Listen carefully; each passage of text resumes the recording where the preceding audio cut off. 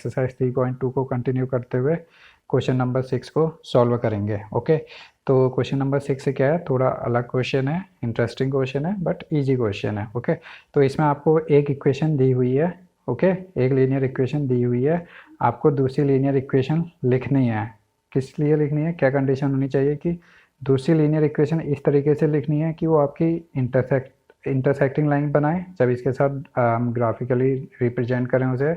ठीक है, पहला केस तो ये हो जाएगा, दूसरा केस पैरेलल वाला, तीसरा वाला कोइंसिडेंट वाला। ओके, तो हम सिंपल पहले इक्वेशन लिख लेते हैं जो दी हुई है आपकी 2x + 3y - का 8 = 0। ओके, तो मैं मान लेता हूँ कि जो आपकी इक्वेशन है दूसरी वाली वो ax + by + c = 0 है। तो हमें a b c की वैल्यूज़ बतानी है इन कंडीशंस के लिए। ओके, सिंपल है, कुछ नहीं करना है। ठीक है, तो पहला कंडीशन ले लेते हैं। पहली कंडीशन क्या है आपकी, इंटरसेक्टिंग।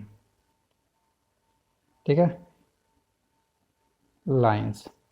अब क्या करना है, हमें ए बी सी की ऐसी वैल्यूज़ रखनी है कि ये दो इक्वेशंस को जब हम ग्राफिकली रिप्रेजेंट करें, जब हम इसे ग्राफ्स में ड्रॉ करें तो ये इंटरसेक्ट करनी चाहिए एक पॉइंट पे। उसके लिए क्या कंडीशन होती है, जैसा हम पढ़ते हुए आ रहे हैं कि आपका a1/a2 should not be equals to b1/b2। Okay, और a1 b1 c1 तो आपको पता ही होंगे। a1 क्या हो जाएगा यहाँ पर, ये जो पहली इक्वेशन है इसके टर्म्स हो जाएंगे। ठीक है, a1 क्या हो जाएगा, x का टर्म। ओके, x का जो कोफिशिएंट है। b1 क्या हो जाएगा आपका 3, c1 क्या ना हो जाएगा -8, और a2 कितना हो जाएगा, a जो हमने माना है, b2 आपका b हो जाएगा एंड c2 आपका c हो जाएगा। ठीक है, तो इस कंडीशन बनाने के लिए हम क्या करेंगे, देखिए a1 कितना दिया हुआ है आपका 2 दिया हुआ है। ओके, a1 की वैल्यू आपकी 2 है, a2 की वैल्यू a है, तो a लिख देते हैं। ठीक है, it should not be equals to 3/b।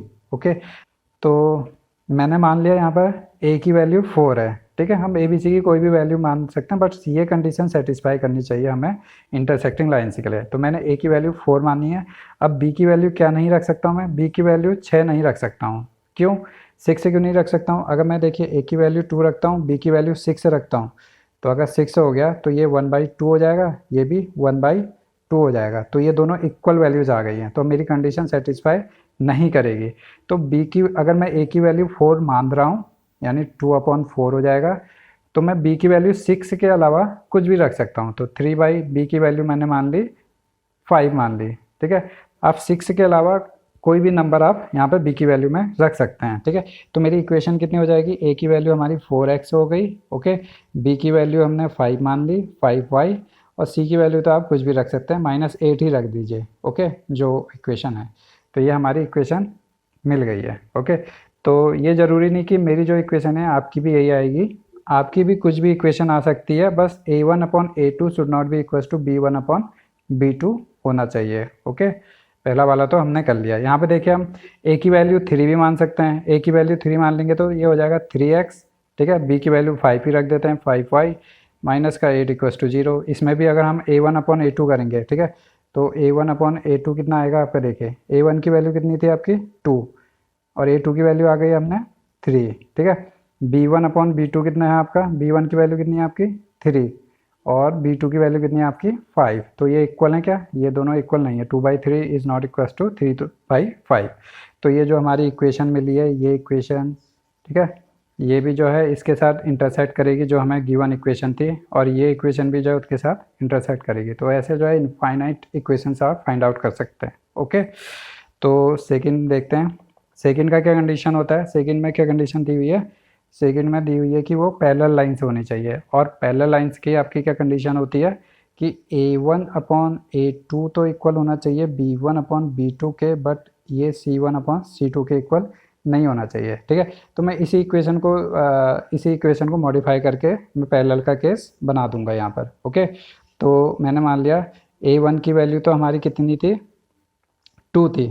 ठीक है, पहली इक्वेशन ये है, तो इसे मैं दोबारा लिख देता हूँ। जो हमारे गिवन इक्वेशन थी a2x + 3y - 8 = 0, ये दिया हुआ था। ओके, अब मैं दूसरी इक्वेशन मैंने मान ली कि ax + by + c = 0। ओके, तो a1 की वैल्यू कितनी है आपकी 2, a2 की वैल्यू मैंने मान ली 4, जो मैंने फर्स्ट केस में भी माना था कि a2 की वैल्यू 4 है।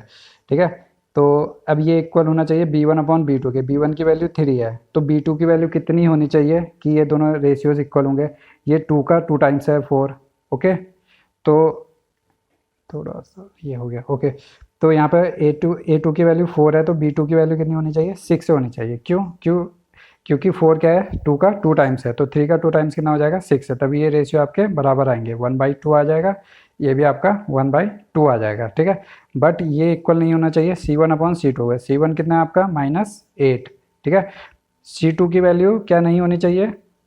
-16 नहीं होने चाहिए। अगर -16 हो जाएगी तो ये आपका भी 1/2 हो जाएगा। ठीक है, तो ये पैरेलल का केस नहीं होगा। तो C2 की वैल्यू -16 के अलावा आप कुछ भी रख सकते हैं, +16 ही रख दीजिए। +16 रखेंगे तो 8 2 जा 16 -1/2 आपका सॉल्यूशन आएगा। तो हमारी इक्वेशन क्या बन गई?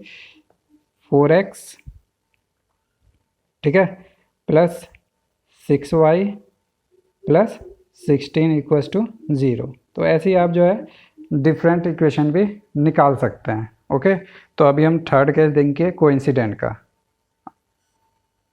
तो थर्ड केस है हमारा कोइंसिडेंट लाइंस का। ठीक है, तो कोइंसिडेंट के लिए क्या होना चाहिए? तीनों रेशियोज जो हैं इक्वल होने चाहिए। ओके, तो ए की वैल्यू जो हमने फर्स्ट केस से मानते हुए आ रहे हैं वही मानेंगे यहाँ पर, A2 की वैल्यू। ठीक है, A2 की वैल्यू A मान रखी, जो कि मैंने मान लिया कि 4 के बराबर है, 4 के इक्वल है। तो A1 की वैल्यू आपकी कितनी है? 2। ठीक है, A2 की वैल्यू कितनी मान ली हमने? 4 मान ली। ठीक है, ये इक्वल होना चाहिए। B1 की वैल्यू कितनी है आपकी? 3। B2 की वैल्यू कितनी मान लेंगे हम? जैसे इक्वल रखना है ना, इसके इक्वल है तो 6 से ही माननी पड़ेगी, क्योंकि ये कितना हो जाएगा? 1/2, तो 3 2 जा 6। ठीक है, तो C1 की वैल्यू कितनी है आपकी? -8। तो C2 की वैल्यू कितनी रखनी पड़ेगी, जो हम दूसरे केस में नहीं रख सकते थे? कितनी? -16। तो माइनस से माइनस कट हो जाएगा, और 8 2 जा 16, तो ये 1/2 हो जाएगा। ठीक है, 1/2 = 1/2 = 1/2। तो तीनों लाइनें इक्वल हो गई, तीनों रेशियोज इक्वल हो गए। तो ये हमारा जो हमारी जो इक्वेशन बनेगी, दिस इज़ 4x, ठीक है, +6y -16 = 0 बनेगी। ठीक है, ये इस लाइन को जो हमने अभी निकाली है, इसको इसके साथ अगर हम क्या करेंगे, ग्राफ में ड्रॉ करेंगे तो ये कोइंसाइड करेंगे। ठीक है, ग्राफ्स में कोइंसाइड करेंगी, मतलब जैसे ये है, मान लेते हैं ये आपकी एक लाइन है, पहली लाइन की इक्वेशन इस तरीके से हमारी ड्रॉ हुई, तो दूसरी लाइन भी इसी में बनेगी। ये सब तो हम पहले देख चुके हैं। तो इसको यहीं पर समाप्त करते हैं, नेक्स्ट वीडियो में मिलेंगे नेक्स्ट क्वेश्चन के साथ। तब तक के लिए लाइक कीजिए, शेयर कीजिए, सब्सक्राइब कीजिए। Thank you so much.